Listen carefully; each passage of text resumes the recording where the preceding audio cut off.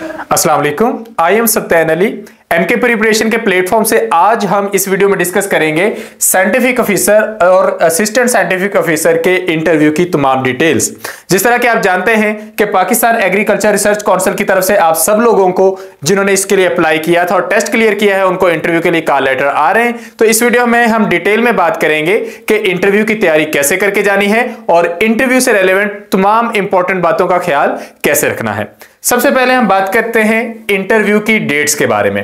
Interview की date सब लोगों के लिए सेम नहीं आ रही, मतलब कुछ लोगों का मेजर बॉटनी है और कुछ लोगों का मेजर जोलॉजी है और कुछ का एंटोमोलॉजी, तो सब लोगों के लिए सेम इंटरव्यू डेट्स नहीं है, डिफरेंट इंटरव्यू डेट्स हैं। तो आप लोग अपना कॉल लेटर देकर जाइएगा ताकि आपके कॉल लेटर पर जो इंटरव्यू डेट हो, जो वेन्यू हो, आप वहीं पर पहुंचे। तो ये इंटरव्यू की डेट्स आ रही हैं लास्ट वीक ऑफ जनवरी से लेकर फरवरी के ऑलमोस्ट फर्स्ट वीक तक। तो ये सब लोगों के लिए डिफरेंट डेट्स आ रही हैं। अब होता क्या है कि इंटरव्यू एक अननोन और अनसीन सी चीज होती है उन तमाम लोगों के लिए जो अभी अभी अपनी क्वालिफिकेशन मुकम्मल करके आए हैं या जिन्होंने जिंदगी में कभी कोई इंटरव्यू नहीं दिया। तो इंटरव्यू को लेकर बहुत सारी मिस्टेक्स करते हैं, बहुत सारे रूमर्स सुने होते हैं। तो उन सारे डाउट्स को हम आज क्लियर करेंगे। सबसे पहली बात, इंटरव्यू से पहले आप लोगों को कुछ चीजें कंप्लीट करनी होती हैं जो आपके कॉन्फिडेंस को बूस्ट करती हैं और आप बिल्कुल भी परेशान नहीं होते। सबसे पहली बात, ब्रिंग नेसेसरी डॉक्यूमेंट्स। आप अपने तमाम इंपॉर्टेंट ओरिजिनल डॉक्यूमेंट्स को अरेंज करके रखें। वो तमाम डॉक्यूमेंट जो आपसे मांगे गए हैं, जिस तरह के पार्क ने आप लोगों से मांगा है आपका original CNIC, original academic documents, original experience certificates और आपकी रिसर्च पब्लिकेशंस, उनके ओरिजिनल डॉक्यूमेंट्स। तो ये सारी चीजें आप लोगों के पास ओरिजिनल में होनी चाहिए और आप इनकी फाइल अरेंज करके रख लें ताकि इंटरव्यू वाले दिन से पहले आप एक एक डॉक्यूमेंट ढूंढते ना फिरें। वो आप एक हफ्ता पहले या 3-4 दिन पहले कंप्लीट करके रख लें। दूसरी इंपॉर्टेंट बात, आपने ओरिजिनल के साथ 2 सेट अटेस्टेड कॉपीज के कम से कम साथ लेकर जाने हैं। वो अगरचे आपसे एक सेट मांग रहे हैं लेकिन आप लोगों के पास एक सेट एक्स्ट्रा भी होना चाहिए क्योंकि हो सकता है वहां पर इन टाइम आपसे वो एक्स्ट्रा डिमांड कर लें। तो अटेस्टेड कॉपीज होने चाहिए, सिंपल कॉपीज नहीं। ये आप अटेस्टेड करवा के लेकर जाएंगे किसी गजेटेड ऑफिसर से, और गजेटेड ऑफिसर से मुराद होता है 17 स्केल या इससे ज्यादा। तो आपने सबसे पहले अपने डॉक्यूमेंट्स कंप्लीट करने ताकि आपको इसकी परेशानी ना हो। सेकंड नंबर पे है ड्रेस कोड। ड्रेस कोड बहुत मैटर करता है। आपका लिबास साफ सुथरा होना चाहिए, आपके लिबास के कलर्स बहुत अच्छे होने चाहिए, न्यूट्रल कलर्स होने चाहिए। शोख और रंग बिरंगे लिबास पहनकर आप लोगों ने नहीं जाना, आपने बिल्कुल डिसेंट से कलर्स जो हैं वो चूज करने हैं। फीमेल के लिए बहुत डिसेंट सा ड्रेस होना चाहिए, सर पे दुपट्टा हो तो बहुत अच्छा है।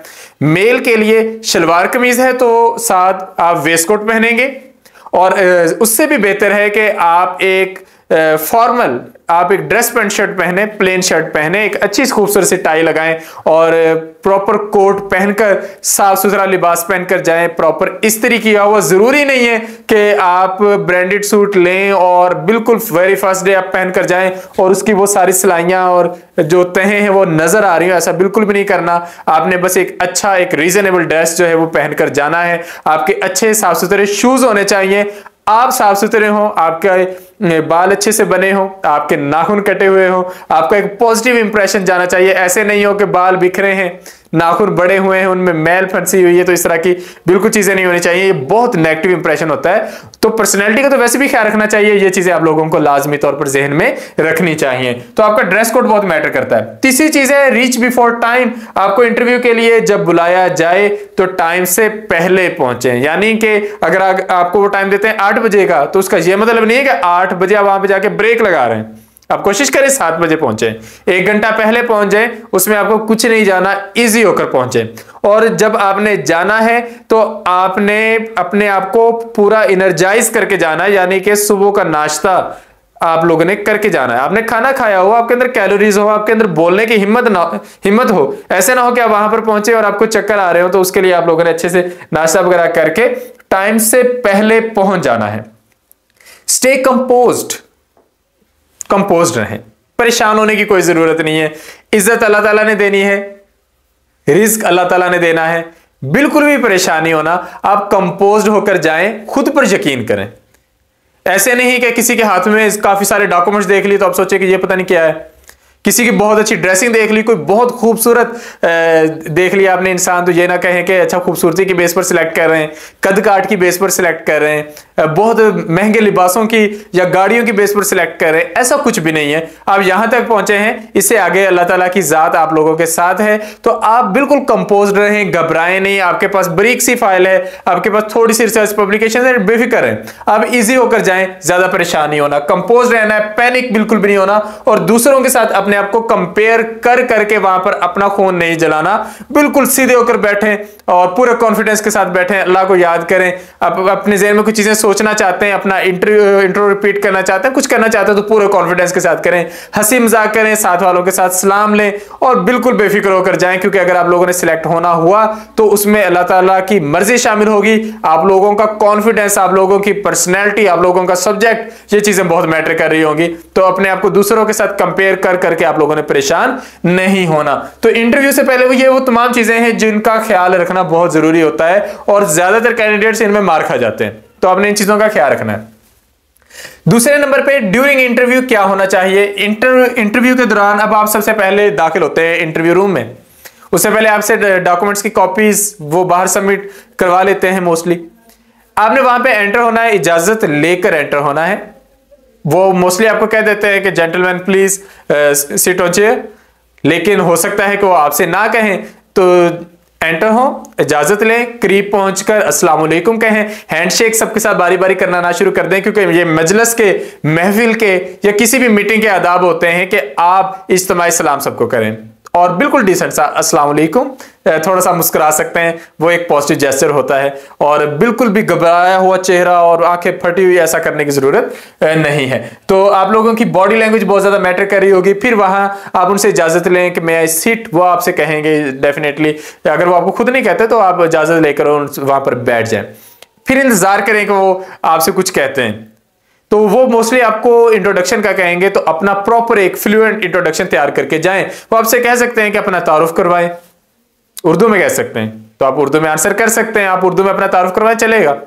वो आपसे इंग्लिश में कहते हैं जेंटलमैन इंट्रोड्यूस योरसेल्फ, तो आपको आप एक प्रॉपर प्रिसाइज अपना इंट्रोडक्शन देना है। इंट्रोडक्शन में ये मत बताइए कि आपका ताल्लुक मोहल्ला फ्री टाउन से है, आप फला गली में रहते हैं, ये चीजें बतानी जरूरी नहीं है, आपके फादर नेम बताना जरूरी नहीं है। आप अपना नाम बताएं, अपने शहर का नाम बताएं, अपनी हायर क्वालिफिकेशन बताएं, अपनी कोई डिस्टिंक्शन है तो वो बताएं। हॉबीज का वो नहीं सुनना चाहते मोस्टली कि आप मूवीज देखते हैं या किताबें, अगर आपसे पूछते हैं तो ठीक है, लेकिन अगर आप नहीं बताना चाहते तो ना बताएं। कोशिश करें कि इंटरव्यू आपकी जात से मुताल्लिक हो, आपकी क्वालिफिकेशन से मुतालिक हो और उस रेलेवेंट जॉब से मुतालिक हो। उनको ये ना बताएं कि आप आए तो रिसर्च काउंसिल की जॉब के लिए हैं, लेकिन साथ आप मेडिकल स्टोर भी चलाते हैं। उनको ये बिल्कुल भी ना बताएं कि आप जिम्मेदारा करते हैं। ये चीजें बताने की बिल्कुल भी जरूरत नहीं होती। तो आप रिसेंटली अगर वो आपसे पूछे कि आजकल क्या कर रहे हैं, तो जो एग्जैक्टली कर रहे हैं वो बता दें, बिल्कुल भी उसमें परेशानी की बात नहीं है, उसमें कुछ इतना इशू नहीं होता। फिर है बॉडी लैंग्वेज। जब आपने बैठना है तो बिल्कुल सीधा बैठना है। कमर, ये आपकी जो स्पाइन है, आपका जो वर्टिब्रल कॉलम है, ये इस तरह नहीं होना चाहिए, टेढ़ा मेढ़ा ऐसा नहीं होना चाहिए, बिल्कुल सीधे होकर बैठें। आपकी उंगलियां इस तरह उलझी हुई नहीं होनी चाहिए, आप ऐसे ना कर रहे हो, ये आप लोगों ने बिल्कुल भी नहीं करना। आप बिल्कुल कॉन्फिडेंट होकर बैठें। आप अपने टांगों पे, अपने थाइस पे हाथ रख सकते हैं या अपनी लैब में अपने हाथ बांध सकते हैं। डॉक्यूमेंट्स उठाकर उनकी टेबल पे नहीं रख देने, ओरिजिनल डॉक्यूमेंट्स। वो आपसे कहेंगे, मांगेंगे तो आप दे दें, वरना उनके पास कॉपी पहुंच जाती है आपसे पहले। तो वो अपनी लेब में रखें, अपनी गोद में रखें चीजें, और उनके आगे ना रखें। और टांगे नहीं हिलानी। बहुत सारे लोगों को आदत होती है बैठ कर टांगे हिलाना शुरू कर देते हैं, ऐसे करना शुरू कर देते हैं, ऐसे। ये चीजें नहीं करनी आप लोगों ने। मुंह पे हाथ लगाना, ये सारी चीजें वो कहते हैं कि ये कॉन्फिडेंस ना होने की निशानी है। तो आप लोगों ने अपना कॉन्फिडेंस बना के रखना है, बॉडी लैंग्वेज अपनी ठीक रखनी है, और अपने आंसर्स में बहुत प्रिसाइज रहना है। वो आपसे जो बात पूछें वो बताएं, और बात को ज्यादा ना फैलाएं, और उस बात की तरफ तो बिल्कुल ना जाएं जो चीज आपको नहीं आती। शक्को शुबे वाली बातें ना करें, प्रिसाइज रहें, अपना सब्जेक्ट तैयार करके जाएं। वो आपसे आपके सब्जेक्ट के बारे में तो पूछेंगे, वो आपसे बिल्कुल भी नहीं पूछेंगे कि यहां पर आकर आप क्या क्या काम कैसे कैसे करेंगे।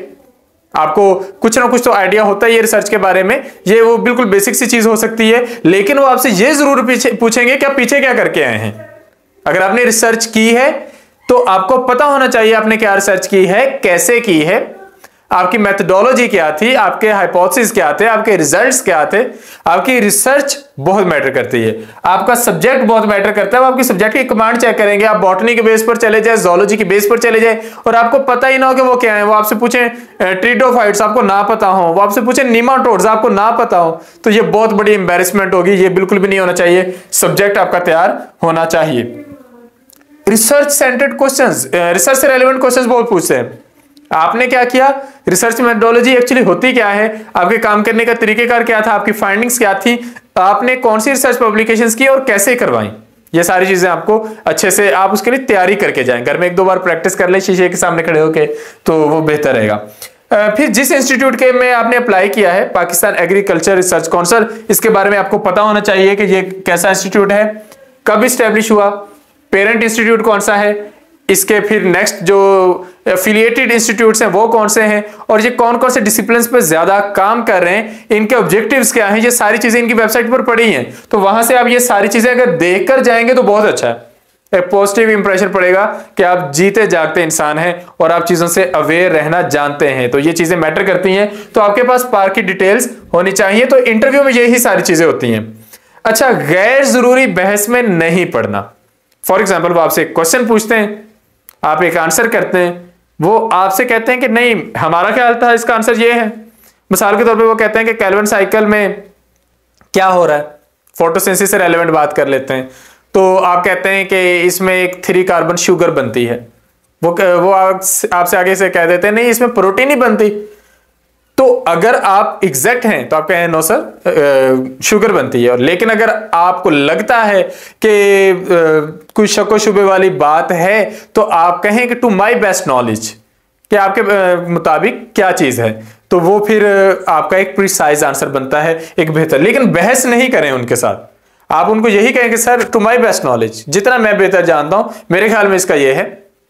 उनको ये ना कहें कि आप गलत कह रहे हैं। ये थोड़ा मतलब हो सकता है वो गलत ही कह रहे हो, लेकिन ऐसा कहना नहीं चाहिए किसी को भी उसके मुंह पर कि नहीं सर आप गलत कह रहे हैं, सर मैंने ऐसे पढ़ा। तो वो इस तरह की बहस नहीं करनी, गैर जरूरी बहस नहीं करनी, किसी नजरियाती बहस की तरफ नहीं जाना, इधर उधर की बातें नहीं करनी। आपने माशाल्लाह टेस्ट क्लियर किया है, आप इंटरव्यू के चांस को जाया तो नहीं ना कर सकते।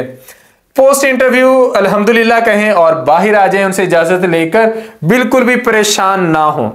छोटा इंटरव्यू और लंबा इंटरव्यू आपकी सिलेक्शन की निशानी नहीं है। दोनों तरह के लोग हमने सिलेक्ट होते देखे हैं। उर्दू में इंटरव्यू, इंग्लिश में इंटरव्यू, हमने दोनों तरह के लोग सिलेक्ट होते देखे हैं।